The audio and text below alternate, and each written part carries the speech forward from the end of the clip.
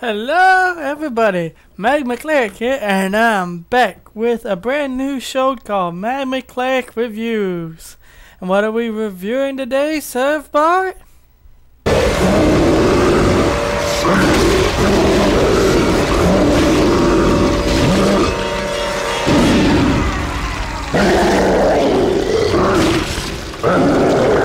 Oh god. Okay, Serve Bart, let's begin. As the title says, I am reviewing Dead Space 1. That's right, Dead Space 1. It takes place in the middle of space where no one can really hear you scream. And that's the tagline, no one hears you scream. It should be, because I screamed my pants off here. This game is a straightforward action horror game with some great storylines, some great plots and twists, some great controller handles, and basically an all-around fun game to play. The story behind it is you are Isaac Clarke, a space mechanic, a technician if you will, who is sent to the Ishimura to basically fix it. It has a distress signal that it sends up, and you are there to fix it, and not only fix it, but you are there to see your quote-unquote girlfriend. But when you get there, there is a lot of surprises and turns. As you get there, you notice that all the crew members and everybody else there is dead. In fact, the first 5 minutes of the game, you're basically exploring this little level where it gives you great details on what the ship looks like and great details on what you will be fighting, which are called necromorphs. There are different types of necromorphs. There is the arm ones, there is the crawlers, as I like to call them, the fatties, the wall crawlers, wall stickers. They have tentacles coming out of their back, and they will shoot you with their spiky spikes. And on top of that, there is the wall mount guy, which is a necromorph who's mounted to the wall. If you get too close, he likes to explode and kill you instantly. But Magma Cleric, how do we defeat these necromorphs? Well, I'll tell you, Isaac Clarke does not come in with hands and feet only. Well, he sort of does. Then you pick up a plasma cutter, which is the first and primary weapon of the game. That's right, a plasma cutter, basically a mechanics tool in this game. And to me, it is the best weapon in this game. You also get credits going around the space station doing exploring. You get credits which you can spend in the shop to buy upgrades, buy buy weapons like the Ripper Blade, the line cutter, the grenade thrower, the flamethrower. But my two favorites is the plasma and the line cutter, and sometimes the machine gun. The machine gun is okay sometimes, but those two are the best for dismembering those nasty necromorphs, which is how you kill them.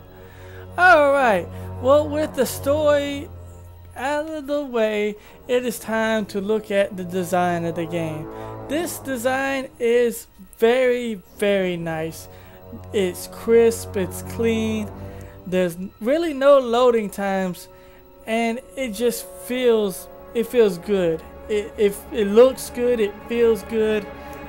God, it is all around good.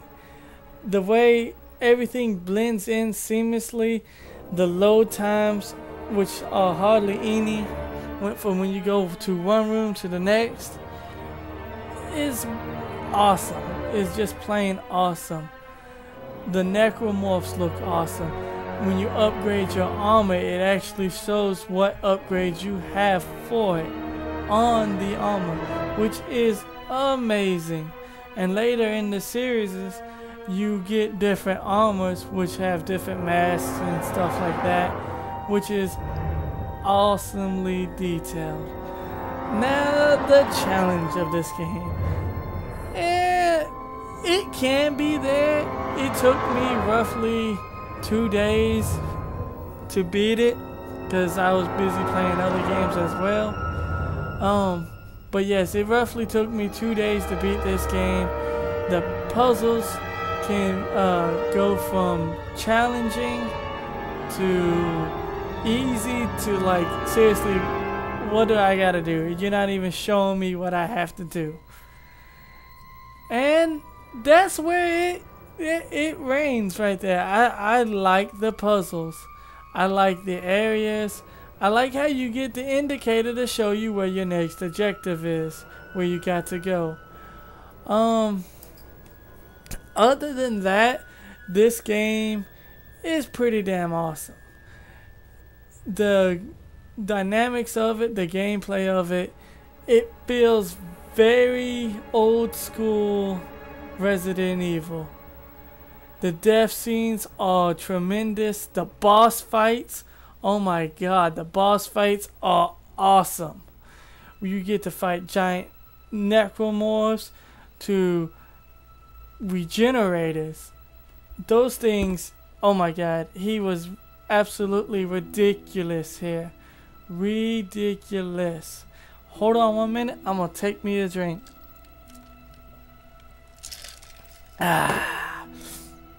What was that? Oh, ridiculous. Oh my god, there's like almost absolutely no way to stop him unless you bring him to the interactive part and actually cut off all his limbs and freeze him just so you can turn on the jets of a spaceship to burn him to nothingness, to dust basically. Oh, what's survive? I was supposed to say spoiler alert. Man, it's okay. Anyways, back to the game. Once you've done that, it's pretty straightforward. It goes back to the simplicity of everything. You go back to shooting necromorphs. You know, you find out what more happens and whatnot. Oh, and now it's time for the spoiler alert. Yes, if you don't want to hear about this or anything at all towards the end of this game, if you haven't played it, alright, it is now time to spoil the ending for you. Once you have figured out what's going on, figure out that one of the people you came with is in fact a spy for a religionist church who believes the marker will contact a god and give them immortality, make them better, help them be better people. Well, you chase her outside where you fight the Hive.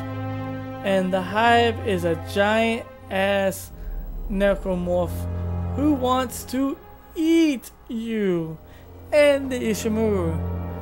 Once you do that, once you beat it, you come to find out that your girlfriend that you've been speaking to is dead. That's right, she's been dead this entire game. And she's been giving you directions and all this throughout the entire game. And you find out she's been dead this entire time. And here comes the spoiler alert, boys and girls. She tries to kill you at the end of the game. That's right, at the end of the game, she pops up in your spaceship. You go, ah! And then the credits roll. So, with that being said, the graphics on it is decent. The sound quality on it is very good. The gameplay is awesome. The story is awesome, very addicting. And all around fun. So, this game gets the magma review of 7 out of 10. Alright, Surfbot, let's get out of here.